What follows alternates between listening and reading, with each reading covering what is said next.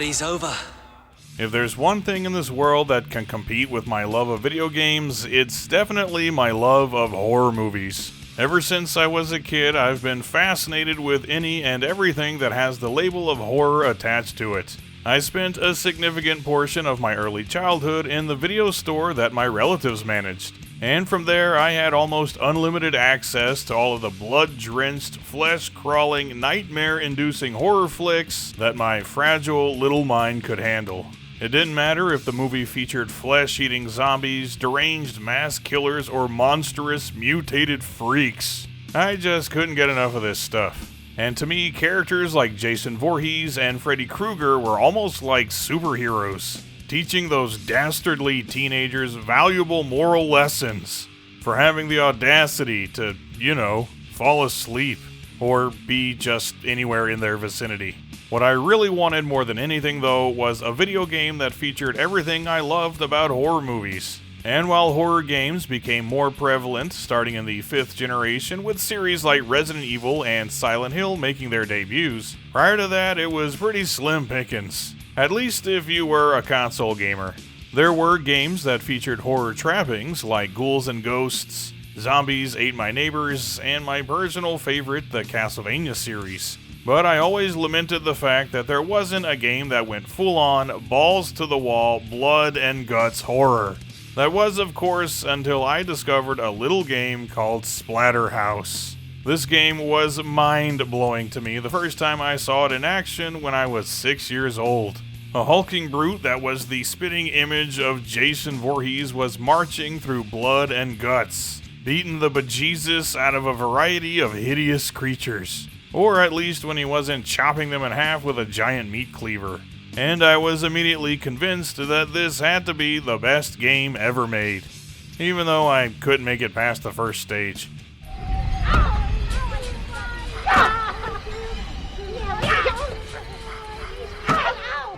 The story of Splatterhouse is pretty cool, as it borrows bits and pieces from several different horror movies in its setting and characters. When two young lovers, Rick and Jennifer, seek refuge from a storm in a creepy old mansion, they're attacked by monsters that carry Jennifer off to some unknown fate and leave Rick face down and dying on the floor. But just then, the sentient terror mask attaches itself to Rick, turning him into a muscle-bound madman hell-bent on kicking some ass and rescuing his lady fair from the bowels of this house of horrors. Some of the references are pretty obvious, Rick looking exactly like Jason Voorhees, for example, or the Stage 3 boss that resembles a cross between Leatherface and Jason from Friday Part 2.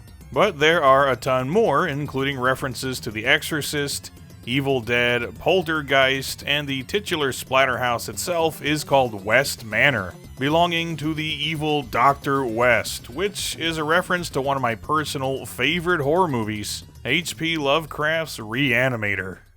You'll never get credit for my discovery. Who's going to believe a talking head? Get a job in a sideshow. The gameplay in Splatterhouse is exceedingly simple, but also really fun. It's essentially a beat-em-up with some light platforming thrown in here and there, but you move strictly on a 2D plane. So it has a lot more in common with games like Kung Fu and Ninja Masters than it does with a game like Final Fight, for example. And you have a single attack button which performs a straight punch. But you can also perform crouching and jumping kicks, as well as a nifty sliding attack. Better yet though, each stage will offer you a variety of weapons to employ, such as a plank of wood for splatting enemies onto the walls, a giant meat cleaver for chopping them in half, and even a shotgun for blasting enemies to bloody bits, though the smart player will save some ammo for the boss fight.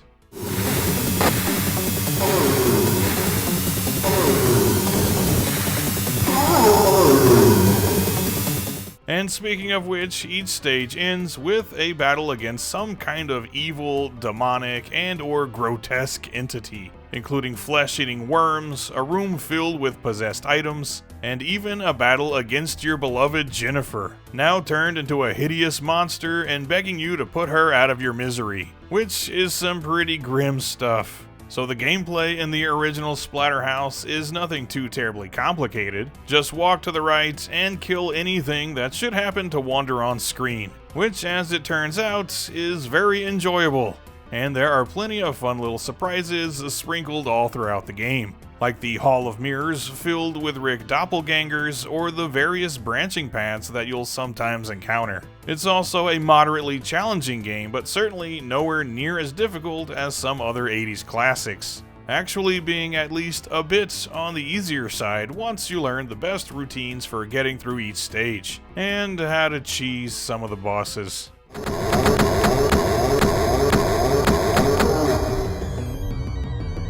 Gameplay aside though, the thing that obviously drew a lot of attention to Splatterhouse was the visuals and the excessive levels of blood and gore, with Namco doing everything in their power to accurately replicate some of horror's nastiest productions. Backgrounds are filled with rotting corpses and Dr. West's tormented experiments writhing in torturous pain, chained to walls and hanging from the rafters, with blood, gore, and various kinds of slime and filth cluttering up a lot of the backgrounds.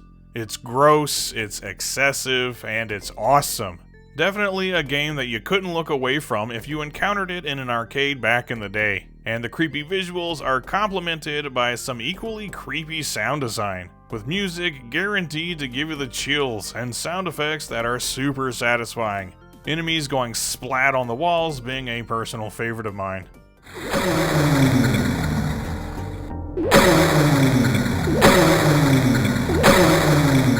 Splatterhouse wasn't exactly the kind of arcade game people expected from the company responsible for Pac-Man and Mappy, but it is a bloody good time, and I still play through it several times a year, and it's one of those games that I just can't pass up when I run into it out in the wild. But luckily for owners of the PC Engine and TurboGrafx 16, a damn fine home port would eventually get a release. But for more on that, I'll turn things over to a guy that knows a lot more about the TurboGrafx than I do. So without any further ado, here's Johnny! When people talk about Splatterhouse, the conversation often starts with the TurboGrafx and/or PC Engine versions. And while these weren't the most technically impressive versions of the game or even the first appearance of the franchise on a home console, they did quickly emerge as the go-to way to experience Splatterhouse and remained that way for many people. And unless you're one of the few people out there with an FM Towns Marty, this is probably the version that comes to mind for you as well. And there's nothing wrong with that. Namco's port to the PC Engine in Japan, and later to the TurboGrafx 16 in North America, turned out to be a rather faithful rendition, despite the decidedly weaker hardware they were working with to make it happen. It doesn't feel like a downgrade when playing it though. In fact, I'd argue Rick feels a little bit more responsive in this version than in the arcade. And other than missing a few frames of animation here and there, and the slightly simpler overall look, I'd say this version pretty much nails everything it needs to. The big chunky enemies, the variety of the levels, and the oppressive horror atmosphere that looms over every minute of it all hit the same notes as the arcade version, but with a dash of that PC Engine charm seeping in, mostly through the music and sound effects. The convincing whoosh of 2x4s and other melee weapons as Rick swings them through the air, and the crackle of the shotgun are big standouts to me, as are the totally chaotic boss themes. And of course the end credits music that accompanies Rick exiting the burning mansion, with one less girlfriend than he had going in and a completely broken soul.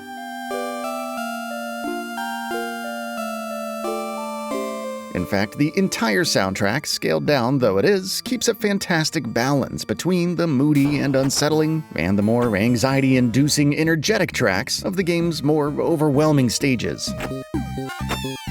It's a perfect auditory tug-of-war that keeps you guessing, but always enjoying whatever hell you find yourself in. Which brings me to another high point of the game, the sheer variety between the stages. Overall, Splatterhouse isn't a particularly long game. Most average players could probably see the end of it within about 30 minutes or so. But the fact that no two levels ever feel quite the same is a huge plus in its direction, and will never let you dwell too long on the overall length of the game. One minute you're fighting sludge monsters in the sewer, and the next you're punching possessed cutlery out of the air, and then the next you're slide-kicking embryonic abominations in an auto-scrolling combat gauntlet. It never lets up, it never runs out of ideas, and there's never a dull moment. And if you want to expand your experience even further, you can try falling down one of the game's many alternate pathways that give you even more unique stages to carve through. Some of these are actually some of my favorite stages in the game. While the level layouts, the boss locations, and all other broad strokes of the game are pretty much identical across both regions, the PC Engine version of this release gives you the original Jason-style mask and religious imagery all intact from the arcade, while the one we got in the US has that purpley-reddish mask and a few other cosmetic changes like the upside-down cross and the church level being a weird blue monster head here, which is also pretty cool, honestly. Hell, I never even thought twice about it until it was eventually brought to my attention that this is actually a censored version. None of these changes affect the overall vibe of the game in a measurable way, in my opinion. That said, I have grown to prefer the PC Engine one over the years. The church level in particular feels just slightly more offensive and just makes a little bit more sense this way. But regardless of the version you play, the game still hits hard. The pacing is perfect, the set pieces, the grotesque bosses, all translate remarkably on the hardware and ultimately feel at home here. Splatterhouse gave the TurboGrafx something it desperately needed, a game that felt dangerous, transgressive, and kinda like something that you weren't supposed to be playing. And that's a big part of what makes this game, in particular this version of this game, so compelling to me.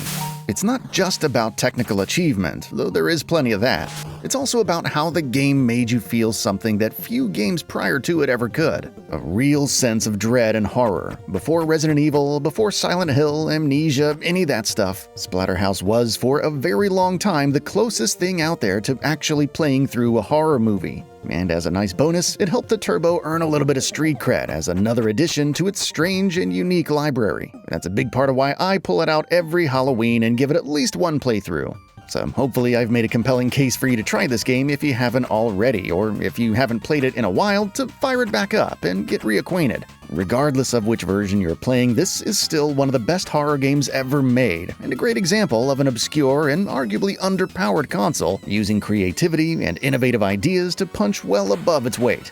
And big thanks to Mad Panic for having me on his channel to talk about this. It is one of my favorite topics for sure. And if you want to see more deep dives into TurboGrafx and other similar sorts of games, feel free to check out my Johnny Graphics channel. But until then, let's watch the rest of the video.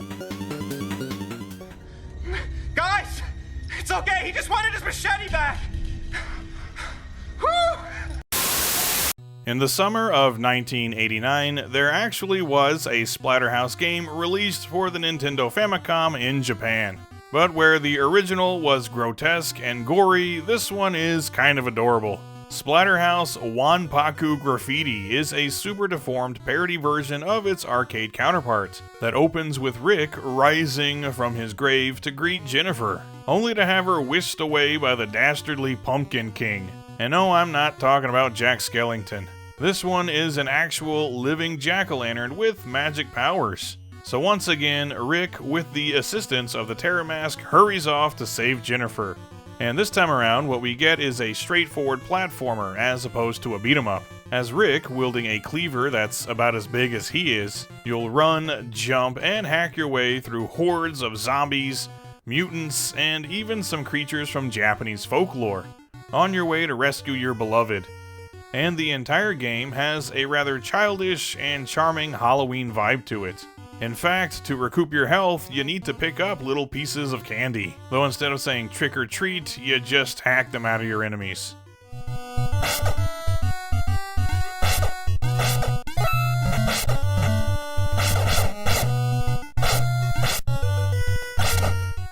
There isn't quite the variety of weapons here that there was in the first game though, considering you're already carrying a cleaver, but you do occasionally find a shotgun power-up that is perfect for blasting enemies from long range. And once again, each stage ends with a boss battle, and as you'd expect, the horror movie references are back in full effect. including a romp through a creepy campground at night called Diamond Lake, killing a bunch of aliens bursting from the chest of a young woman, and battling a fly-human hybrid that emerges from a teleportation pod. And at the end of the game, it's even revealed that this is, in fact, all just a movie. But we also get a final shot of Jennifer and Rick running towards West Manor, implying that it just might actually be a prequel. Though if it is, that's one hell of a tonal shift. Anyway, this game is pretty fun. It's not exactly the best platformer on the Famicom or anything, but it's certainly above average. The controls are simple, and there's a variety of fun enemies and bosses to take on. Though I would say this is definitely an easy game and also very short, only taking about 30 minutes or so to get through, but it's a good time while it lasts. And again, the cute visuals and the sound design do a lot to enhance the experience. The stages, the character designs, the cutscenes, it all looks great, and the music features a sound that is much more playful and mischievous than it is creepy. Again, giving off a Halloween trick-or-treat kind of vibe, which I like a lot, making this a game that is certainly worth playing for fans of 8-bit platformers. And while it was only available on the Famicom for a very long time, it was given an English translation and released as part of the Namco Museum archives in 2020. So now it's readily available for anyone that wants to give it a try. After this though, it would be a few years before a proper sequel to Splatterhouse would get a release.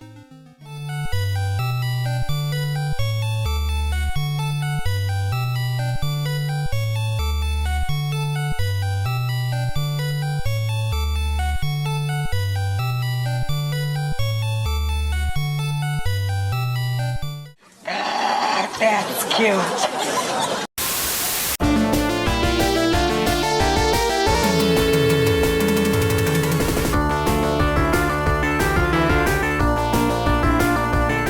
In July of 1992, we finally got Splatterhouse 2, which was released exclusively on the Sega Genesis and Mega Drive. And while it was still published by Namco, it was developed by Now Production, the same developer as Wanpaku Graffiti, as well as a bunch of other awesome NES games, like Jackie Chan's Action Kung Fu and the Adventure Island sequels. And they once again did a stellar job here. Splatterhouse 2 picks up a few months from where the first game left off, and Rick is still grieving the death of Jennifer and having nightmares about West Manor, when the Terror Mask suddenly appears and tells him that there is still a chance to save his prematurely deceased girlfriend. But to do that, Rick will once again need to don the mask and return to the mansion, crossing over into the spirit world to confront what remains of Dr. West and bring Jennifer back from the other side, which Rick of course says yes to without hesitation.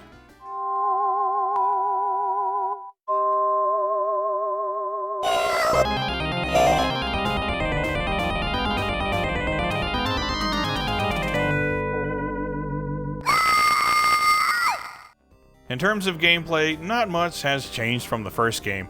The controls are the exact same, and there's once again 8 stages to play through, with each one concluding with a boss battle against some kind of grotesque monster or other evil entities, though some of them do require specific strategies to take down, as simply walking up and punching them to death won't always work this time around. And you also get another assortment of weapons to play around with, though again they serve the same function that they did in the first game. Also, with this strictly being a console game, there are a few different difficulty settings. And aside from the Japanese version, there's also a password system to make things a little easier on you.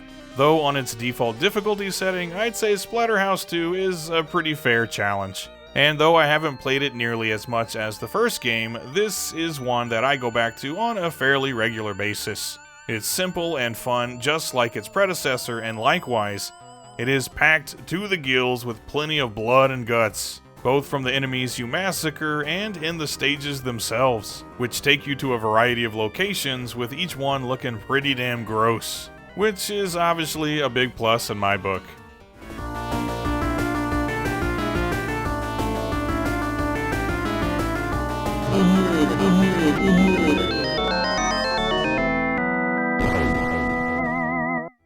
Rick has also received a slight design change, in particular the terror mask now looking more like a skull and less like the classic hockey mask from the first game. And overall, the visuals are pretty damn good for a '92 Genesis release, but I must say that I absolutely love the soundtrack this time around, which is a blend of slightly creepier tunes akin to the first game, and some that have a more high energy and melodic sound that almost approaches something you'd hear in Castlevania Bloodlines. It's really good.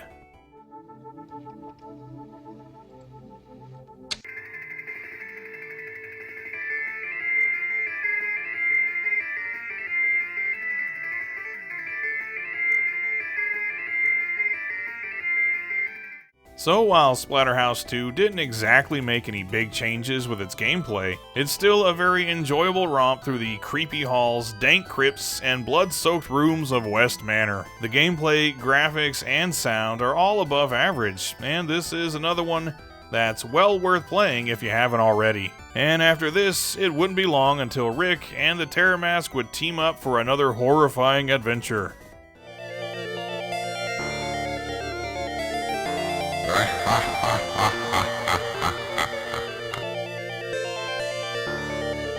Well, that's f***ing ominous.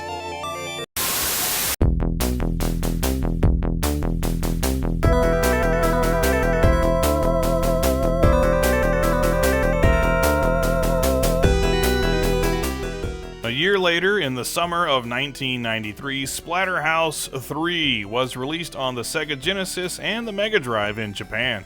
Once again developed by Now Productions and published by Namco, it's set 5 years after the conclusion of the second game, when Rick and Jennifer are happily married and have a son together named David. Rick is a successful Wall Street executive and has recently purchased a large mansion of his very own, which you'd think he'd have an aversion to mansions at this point, but we'll just ignore that. While Rick's away on business, an entity known only as the Evil One descends upon the mansion with his hordes of monsters, capturing both Jennifer and David, and converting Casa de Rick into his own personal house of horrors. So Rick must wear the terror mask for one final time to reclaim his home and rescue his family from the clutches of this as yet unseen force.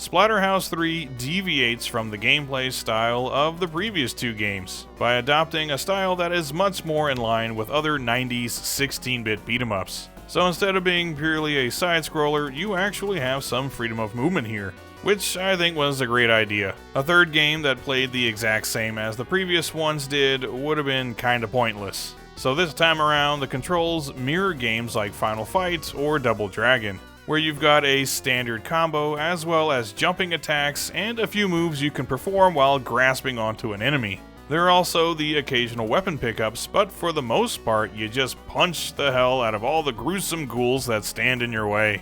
The layout of the game is unique though, as you're navigating your way through Rick's mansion. So when you enter a room or hallway, you'll be confronted by a group of enemies, and after you dispatch them, you're given the choice of which door to enter next, on your way to the room at the end of the stage with a boss in it. And you can consult a map to find the quickest route, which is paramount as there are stages that are timed. And if you don't clear them quick enough, then Jennifer and David can both die, which actually affects the ending you get upon clearing the game. The best ending being the one where you save both Jennifer and David from their otherwise horrible fates.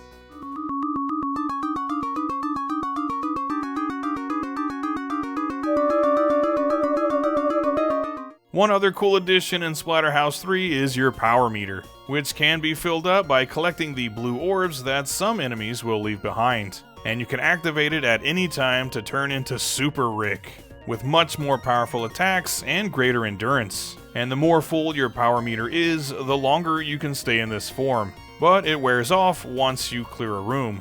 So it's wise to save this ability for the boss fights, which themselves can be pretty tough at times. Some of these boss characters employ some especially cheap tactics, but overall the normal difficulty setting is pretty fair on this game. And if you're taking the quickest routes, you can clear this one in a little over an hour, and it's a pretty damn fun hour at that.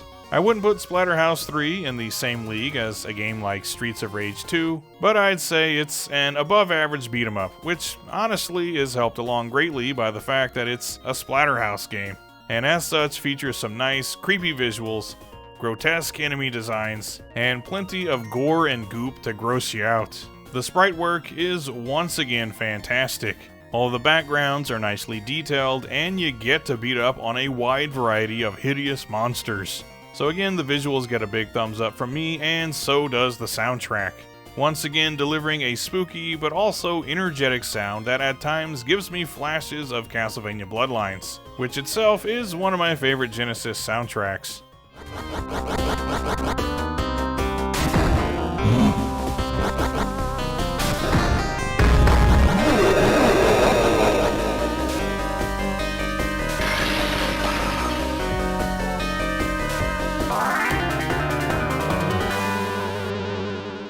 So while not exactly an S-tier beat-em-up, the great visuals, creepy setting, and fantastic sound design really do a lot to boost my enjoyment of Splatterhouse 3. I can't really say if I prefer this gameplay style over the first two, but I definitely enjoy it. Another solid entry into a classic series that really could do no wrong. But after this, it would be well over a decade before anyone even considered making another Splatterhouse game. But when they did it bigger and bloodier than ever. Who am I? Let's just say I'm God. Your God. At least the only God that's listening right now. What do I want? Not the same as any God. A little faith. For without faith, I am nothing. And without me, you're fucked.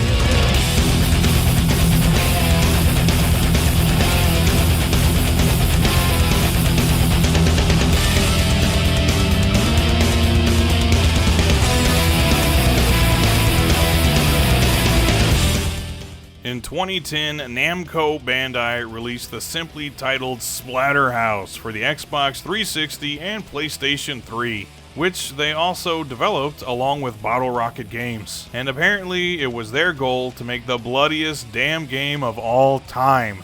Because if there's one thing I can say for Splatterhouse 2010, it's that at no point did they skimp on the blood and gore. It's essentially a remake of the first game, though the story has been further fleshed out. Jennifer is invited to West Manor to conduct an interview with Dr. West himself, and Rick just sorta tags along.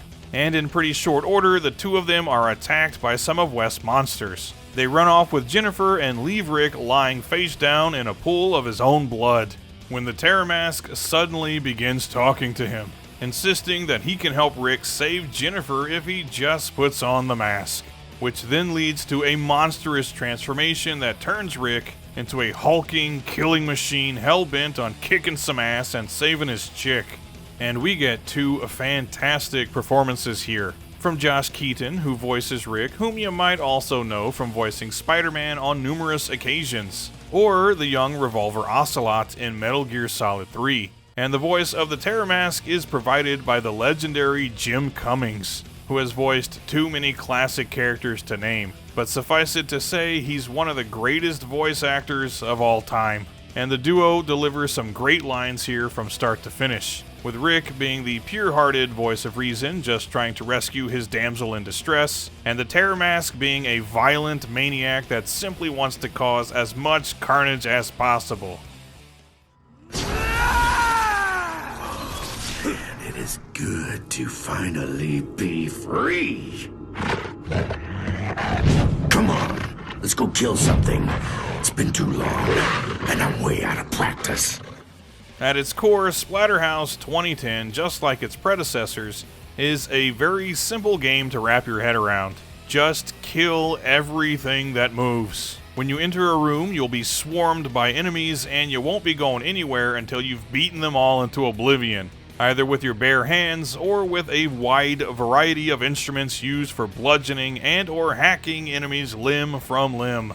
You start out with a very basic set of combos, but as you collect literal gallons of blood from defeated enemies, you can then start to use their blood to upgrade Rick's stats and abilities, unlocking some slick new combos and destructive special abilities. And just like in Splatterhouse 3, you also have a power meter that allows you to either perform some especially potent special attacks, or better yet, you can turn into an even more hulked out Rick, with huge claw-like bones protruding from his arms, which needless to say are perfect for shredding enemies to bits. You can even perform what the game calls splatter kills on weakened enemies, which activate a cutscene where you rip, tear, eviscerate, and generally make sure the last moments of this poor creature's life are as painful as possible. Nice.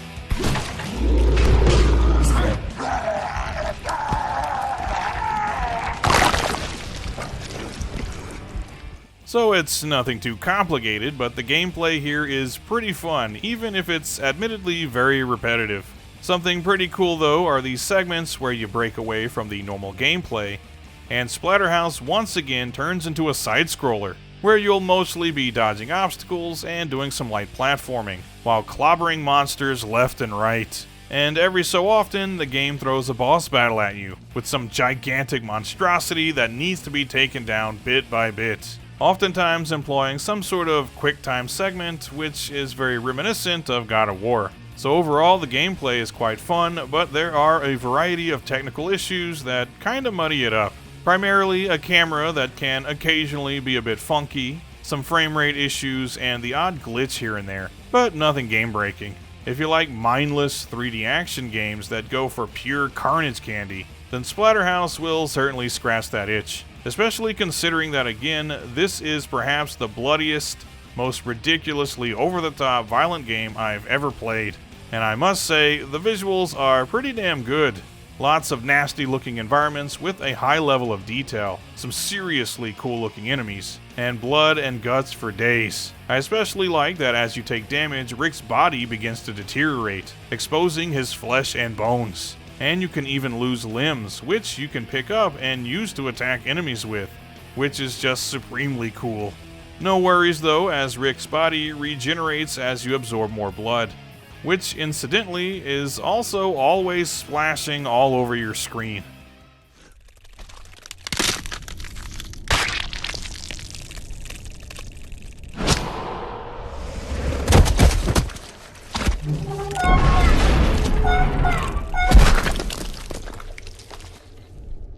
Ain't your mama, asshole?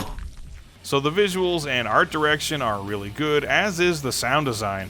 I already said that the voice work is fantastic, but we also get a soundtrack that is pure, kick-ass heavy metal from start to finish that really drives the action forward, featuring bands like Mastodon, Municipal Waste, Lamb of God, and Mutant Supremacy, plus a bunch of kick-ass tracks composed specifically for the game. So while it has its flaws, some of which can be quite glaring at times, Splatterhouse is pretty damn cool. I can't deny that even if it is a bit repetitive, slaughtering a room full of monsters, tearing them to pieces, and bathing in their blood as Jim Cummings cheers you on, and rigorous vengeance by Municipal Waste plays in the background is just plain awesome. So you can accuse me of having bad taste, but I love this game. And something especially cool, you can unlock the original 3 games as bonuses, making this your one-stop shop for all of your Splatterhouse needs.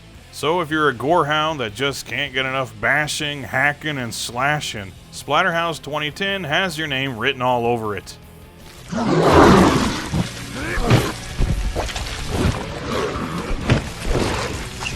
Is inside. Outside. Find this.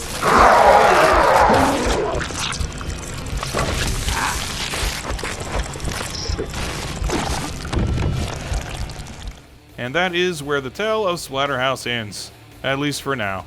But as long as there's still an audience for the unique kind of horror and mayhem that this series brings to the table, the Terramass can always make a comeback. So until that day comes, try to keep yourself in one piece.